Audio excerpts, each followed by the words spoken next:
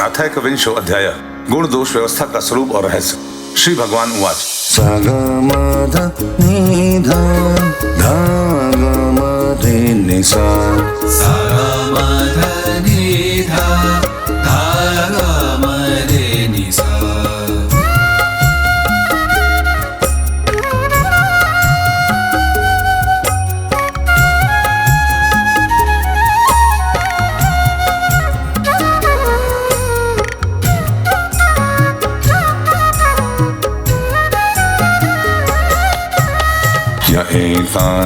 तथो हेत्वा भक्ति ज्ञान क्रियात्मकान् क्षुद्रकामाश्चलहे प्राण जुषन्तः संसरतिते।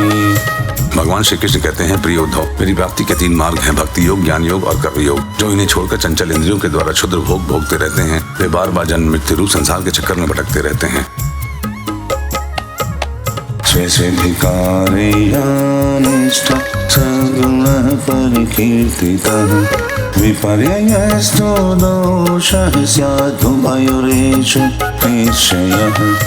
अपने अपने अधिकार के अनुसार धर्म में दृढ़ निष्ठा रखना ही गुण कहा गया है और इसके विपरीत अनधिकार चेष्टा रखना दोष है। तात्पर्य यह कि गुण और दोष दोनों की व्यवस्था अधिकार के अनुसार की जाती है, किसी वस्तु के अनुसार नहीं। शुद्धि विधीयते समानस्वपि वस्तुषु द्रव्यस्य चिकित्सार्थं गुणदोषाशुभाशुभम्। वस्तुओं के समान होने पर भी शुद्ध अशुद्धि, गुण दोष और शुभ अशुभ आदि का जो विधान किया जाता है, उसका अभिप्राय यह है कि पदार्थ का ठीक ठीक निरीक्षण परीक्षण हो सके और उनमें संदेह उत्पन्न करके ही यह योग्य है कि अयोग्य स्वाभाविक प्रवृत्ति को नियंत्रित संकुचित किया जा सके।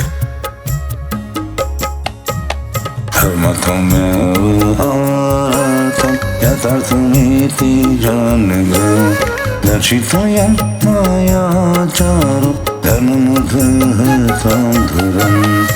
उनके द्वारा धर्म संपादन कर सके, समाज का व्यवहार ठीक ठीक चला सके और अपने व्यक्तिगत जीवन के निर्वाह में भी सुविधा हो। इससे यह लाभ भी है कि मनुष्य अपनी वासना मूलक सहज प्रवृत्तियों के द्वारा इनके जाल में न फंसकर शास्त्रानुसार अपने जीवन को नियंत्रित और मन को वशीभूत कर लेता है। निष्पाप उद्धव, यह आचार मैंने ही मनु आदि का रूप धारण करके धर्म का भार ढोने वाले कर्म जड़ों के लिए उपदेश किया है।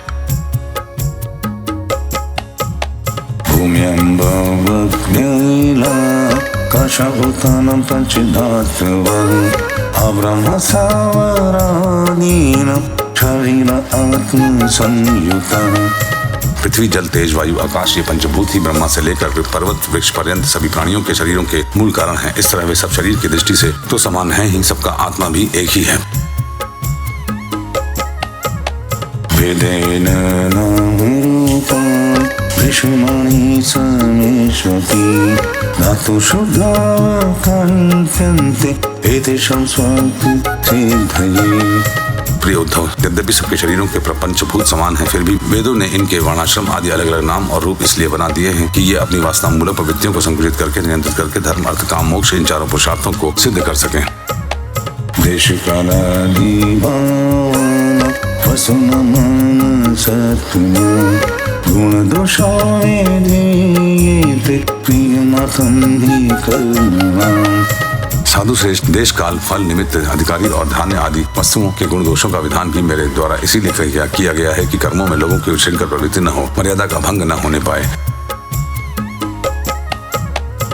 कृष्ण सारोदेशान ब्राह्मण्य शुचिर्भवे कृष्ण सारोत्तसौवीर विकट संकृतेर्गुणम्। देशों में यह देश अपवित्र है जिसमें कृष्ण सागर मृग न हो और जिनके निवासी ब्राह्मण भक्त न हो। कृष्ण सार मुक्त के होने पर भी केवल उन प्रदेशों को छोड़कर जहाँ संत पुरुष रहते हैं कि देश अपवित्र ही है। संसार रहित और ऊसर आदि स्थान पर भी अपवित्र होते हैं। कर्मण्यो गुणवान् काल प्रव्यतर्थ एव वा यतो निवर्तते कर्म सदोषो कर्म कः स्मृतः। समय वही पवित्र है जिसमें कर्म करने योग्य सामग्री मिल सके और कर्म भी हो सके। जिसमें कर्म करने की सामग्री न मिले, आगंतुक दोषों से अथवा स्वाभाविक दोष के कारण जिनमें कर्म ही न हो सके, वह समय अशुद्ध है। द्रव्यस्य शुद्धि च प्रवीणवचनेन च तत्परिणात् कालेन महत्त्वल्पतयात् वा। पदार्थों की शुद्धि और अशुद्धि द्रव्य वचन संस्कार काल महतत्व अथवा अल्प तत्व से भी होती है। शक्त्या तवा बुद्ध्या समृद्ध्या च यदात्मनि अग्रं कुर्वन्ति हि यथा देशावस्थानुसारतः। शक्ति अशक्ति बुद्धि और वैभव के अनुसार भी पवित्रता और अपवित्रता की व्यवस्था होती है। उसमें भी स्थान और उपयोग करने की आयु का विचार करते हुए ही अशुद्ध वस्तुओं के व्यवहार का दोष ठीक तरह से आंका जाता है। धान्य गर्भ त्रितंतुरा रसतजस चर्मणा कालवाय व्यक्तिमेतोय अतिवनं युतायुतः। अनाज लकड़ी दांत छाती दांत आदि हड्डी सूत मधु नमक तेल घी आदि रस सोना पारा जैसे आदि तेजस पदार्थ चाम और घड़ा आदि मिट्टी के बने पदार्थ समय पर अपने अपने हवा लगने से आग में जलाने से मिट्टी लगाने से अथवा जल में धोने से शुद्ध हो जाते हैं। देश काल और अवस्था के अनुसार कहीं जल मिट्टी आदि शोधक सामग्री के संयोग से शुद्धि करनी पड़ती है तो कहीं कहीं एक से भी शुद्धि हो जाती है। अमिथिलेप्तं ज्ञानेन गन्धं लेपं व्यपोहति भजते प्रकृतिं तस्य अक्षोचं तावदिष्टे।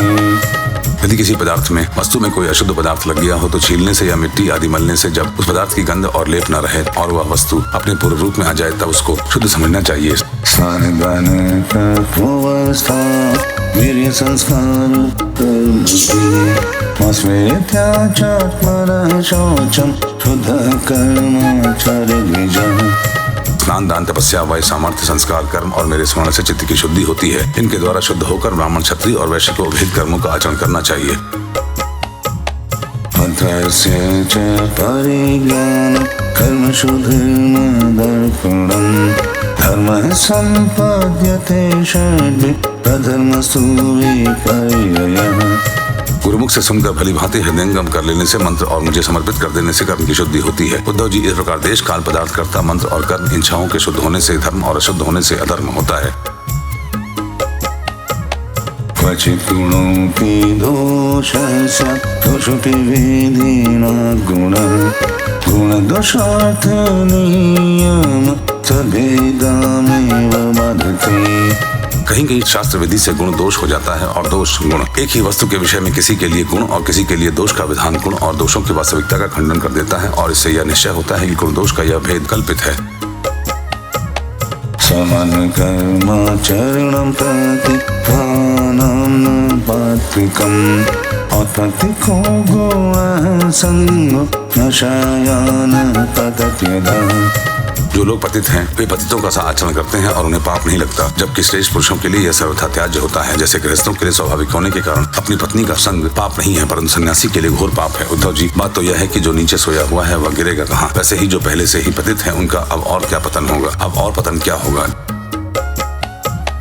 यतो यतो निवर्तेत विमोचेत तदस्यतः एष धर्मो निर्वाक्षेम दुःखमोहभयापः।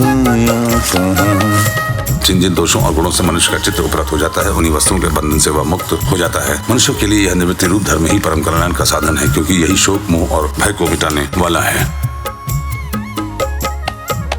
विषयेषु गुणाभ्यासं पुंसरसंगस्ततो भवेत् संगात् तत्र भवेत् कामः कामदेव कलेर्नृणाम्। उद्धव जी, विषयों में कहीं भी गुणों का आरोप करने से उस वस्तु के प्रति आसक्ति हो जाती है। आसक्ति होने से उसे अपने पास रखने की कामना हो जाती है और इस कामना की पूर्ति में किसी प्रकार की बाधा पड़ने पर लोगों में परस्पर कलह होने लगता है। कलिदुर्विषः क्रोध समस्तमनुवर्तते तमसग्रस्यते पुंसश्चेतनाभावनिधृतम्। कलह से असह्य क्रोध की उत्पत्ति होती है और क्रोध के समय अपने हित अहित का बोध नहीं रहता, अज्ञान छा जाता है। इस अज्ञान से अधिक ही मनुष्य की कार्य का निर्णय करने वाली व्यापक चेतना शक्ति लुप्त हो जाती है। तया विरहितः साधु जन्तुः शून्याय कल्पते ततोऽस्य स्वार्थविभ्रंशो मूर्छितस्य मृतस्य च। साधु, चेतना शक्ति अर्थात स्मृति के लुप्त हो जाने पर मनुष्य में मनुष्यता नहीं रह जाती, पछता आ जाती है और वह शून्य के समान अस्तित्वहीन हो जाता है। अब उसकी अवस्था वैसे ही होती है जैसे कोई मूर्छित या मुर्दा हो। ऐसी स्थिति में न तो उसका स्वार्थ बनता है और न तो परमार्थ। विषयाभिनिवेशेन आत्मनं वेदेन परं विषजीवे काया जीवन व्यर्थं दस्त्रेव यशसम्। विषयों का चिंतन करते रहते वह विषय रूप हो जाता है, उसका जीवन वृक्षों के समान जड़ हो जाता है। उसके शरीर में उसी प्रकार व्यर्थ श्वास चलता रहता है जैसे दुहार की धौंकनी की हवा। उसे न अपना ज्ञान रहता है और न किसी दूसरे का। वह सर्वथा आत्मवंचित हो जाता है। श्रुति प्रियं न श्रेयो रोचनं परं श्रेयविवक्षया प्रोक्तं यथा रोचनम्। उद्धव जी, यह स्वर्ग आदि फल का वर्णन करने वाली शुद्ध मनुष्यों के लिए उन लोगों को परम पुरुषार्थ नहीं बतलाती, परंतु बहिर्मुख पुरुषों के लिए अंतःकरण शुद्धि के द्वारा परम कल्याण में मोक्ष की विवक्षा से ही कर्मों में रुचि उत्पन्न करने के लिए वैसा वर्णन करती है जैसे बच्चों में औषधि में रुचि उत्पन्न करने के लिए रोचक वाक्य कहे जाते हैं। उत्तत्तेवहि कामेषु कामेषु स्वजनेषु च आसक्तमासो मर्त्य आत्मनोऽनर्थहेतुषु। इसमें संदेह नहीं कि संसार के विषय भोगों में, प्राणों में और सगे संबंधियों में सभी मनुष्य जन्म से ही आसक्त हैं और वस्तुओं की आसक्ति उनकी आत्मोन्नति में बाधक एवं अनर्थ का कारण है। न तन्वेदुषः स्वार्थम् अनेतोरेजेन धनी कथं यज्ञात्मनास्तेषु कथमवेशत बुधः। वे अपने परम पुरुषार्थ को नहीं जानते, इसीलिए स्वर्ग आदि का जो वर्णन मिलता है वह ज्यों का त्यों सत्य है ऐसा विश्वास करके देवादि योनियों में भटकते रहते हैं और फिर वृक्ष आदि योनियों के घोर अंधकार में आ पड़ते हैं। ऐसी अवस्था में कोई भी विद्वान अथवा वेद फिर से उन्हें उन्हीं विषयों में क्यों प्रवृत्त करेगा। एवं व्यवसितं केचित् अविज्ञाय कुबुद्धयः अनश्रुतिं कुसुनीतं न वेदज्ञा वदन्ति। दुर्बुद्धि लोग वेदों का यह अभिप्राय न समझकर कर्म शक्तिवश पुष्पों के समान स्वर्ग आदि लोकों का वर्णन कर देखते हैं और उन्हीं को परम फल मानकर भटक जाते हैं, परंतु वेद वेदता लोग श्रुतियों का ऐसा तात्पर्य नहीं बतलाते। कामिनः कृत्वालोभः पुष्पेषु फलबोधयः अग्निमुखादुमतान्ता स्वं लोकं न वेदन्ति ते। विषय वासनाओं में फंसे हुए दीनहीन लोभी पुरुष रंग बिरंगे पुरुषों के समान स्वर्ग आदि लोगों को ही सब कुछ समझ बैठते हैं। अग्नि के द्वारा सिद्ध होने वाले यज्ञ याग आदि कर्मों में ही मुग्ध हो जाते हैं। उन्हें अंत में देवलोक पितृलोक आदि की ही प्राप्ति होती है। दूसरी ओर भटक जाने के कारण उन्हें अपने निज धाम आत्मपद का पता नहीं लगता।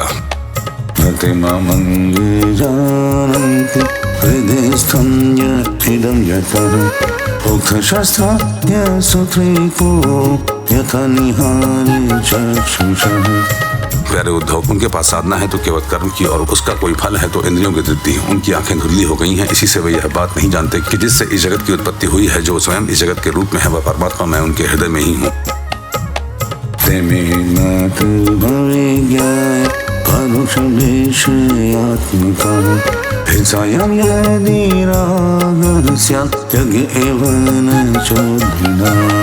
हिंसा पशुभिः स्वसुभिक्षया यजन्ते देवता यज्ञ पितृभूतपतिखलाः। यदि हिंसा और उसके फल का मांस भक्षण में राग ही हो, उसका त्याग न किया जा सकता हो तो यज्ञ में ही करे। यदि परिसंख्या विधि है, स्वाभाविक प्रवृत्ति का संकोच है, संध्या वंदनादि के समान अपूर्व विधि नहीं है, इसी प्रकार मेरे परोक्ष अभिप्राय को न जानकर विषय लोलुप पुरुष हिंसा का खिलवाड़ खेलते हैं और दुष्टतावश अपनी इंद्रियों की तृप्ति के लिए वध किए हुए पशुओं के मांस से यज्ञ करके देवता पितर तथा भूपतियों के यजन का ढोंग करते हैं।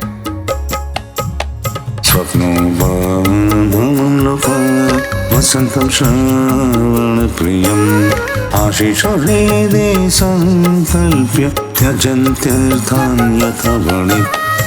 उद्धव जी, स्वर्ग आदि पर लोग स्वप्न के दृश्यों के समान हैं, वास्तव में वे असत हैं। केवल उनकी बातें सुनने में बहुत मीठी लगती हैं। सकाम पुरुष वहाँ के भोगों के लिए मन ही मन अनेकों प्रकार के संकल्प कर लेते हैं और जैसे व्यापारी अधिक लाभ की आशा से मूल धन को भी खो बैठता है, वैसे ही वे सकाम यज्ञों द्वारा अपने धन का नाश करते हैं। रजः सत्त्वतमोनिष्ठ रजः सत्त्वतमोजुषः उपासत इन्द्रियमुख्यं देवादीनां तथैवमा।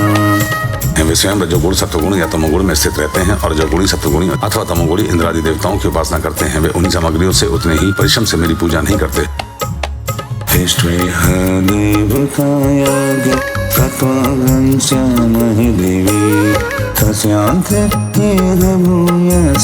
महाशरमाकुलः एवं पुष्पितया च प्रक्षिप्तमनसान्द्रिणां मानिनं चाति साधनं मद्वर्ततेन रोचते। वे जब इस प्रकार की पुष्पिता वाणी रंग बिरंगी मीठी मीठी बातें सुनते हैं कि हम लोग इस लोक में यज्ञों के द्वारा देवताओं का यजन करके स्वर्ग में जाएंगे और वहाँ दिव्य आनंद भोगेंगे। उसके बाद जब फिर हमारा जन्म होगा तब हम बड़े कुलीन परिवार में पैदा होंगे, हमारे बड़े बड़े महल होंगे, हमारा कुटुंब बहुत सुखी होगा और बहुत बड़ा होगा। तब उनका चित्त शुद्ध हो जाता है और उन हेकड़ी जताने वाले घमंडियों को मेरे संबंध में बातचीत भी अच्छी नहीं लगती। वेद ब्रह्मात्म विषयास्त्र कांड विषयात्मे परोक्षवादारेशय परोक्ष मम च प्रियम्।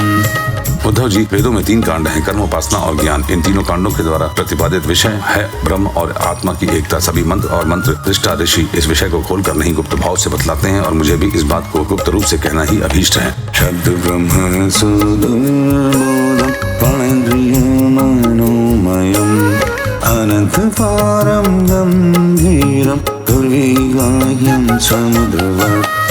वेदों का नाम है शब्द ब्रह्म। वे मेरी मूर्ति हैं, इसी से उनका रहस्य समझना अत्यंत कठिन है। वह शब्द ब्रह्म पश्यंती और मध्यमा वाणी के रूप में प्राण, मन और इंद्रियमय है। समुद्र के समान सीमा रहित और गहरा है। उसकी थाह लगाना अत्यंत कठिन है। मयोपवृंहितं भूम्ना ब्रह्मानंत शक्तिना भूतेषु घोषरूपेण विशेषणेव लक्ष्यते।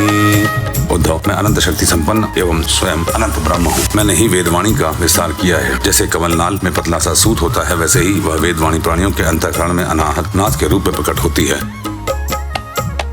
यथोड़नाभिहृदय तुममध्वमते मुखात् आकाशाकोशवान् प्राणो मनसस्पर्शिरूपिणा छन्दमयो मृतमय सहस पदवीं प्रभु ओंकारा व्यञ्जित स्पर्श स्वरश्मान्त सभूषितां विचित्र भाषा वेततां छन्दोभिश्चतुरोत्तरैः अनंत पारमेहति त्रिजत्याक्षी हते स्वयं।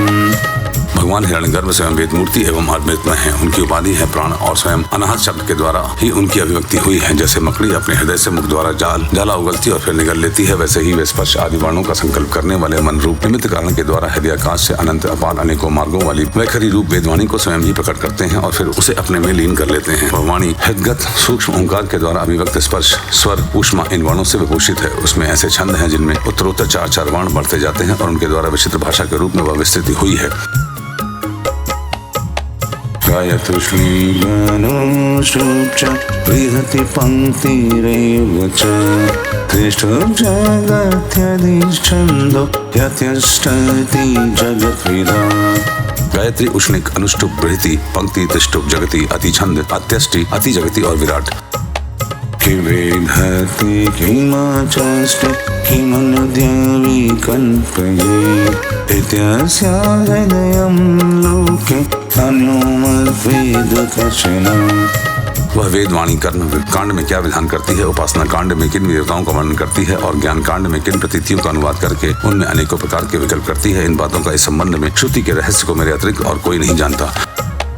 मम विधते विधते विकल्प्यप्योऽह्यत्रित्वहम् एतावान् सर्ववेदात् शब्दास्थाय मां भिदाम् मया मात्रमनुद्यान्ते प्रतिषिद्धे प्रसीदते। मैं तुम्हें स्पष्ट बतला देता हूँ, सभी श्रुतियां कर्मकांड में मेरा ही विधान करती हैं, उपासना कांड में उपास्य देवताओं के रूप में भी मेरा ही वर्णन करती हैं और ज्ञान कांड में आकाश आदि रूप से मुझ में ही अन्य वस्तुओं का आरोप करके उनका निषेध कर देती हैं। संपूर्ण श्रुतियों का बस इतना ही तात्पर्य है कि मेरा आश्रय लेकर मुझ में भेद का आरोप करती हैं, माया मात्र कहकर उसका अनुवाद करती हैं और अंत में सबका निषेध करके मुझ में ही शांत हो जाती हैं और केवल अधिष्ठान रूप से मैं ही शेष रह जाता हूँ।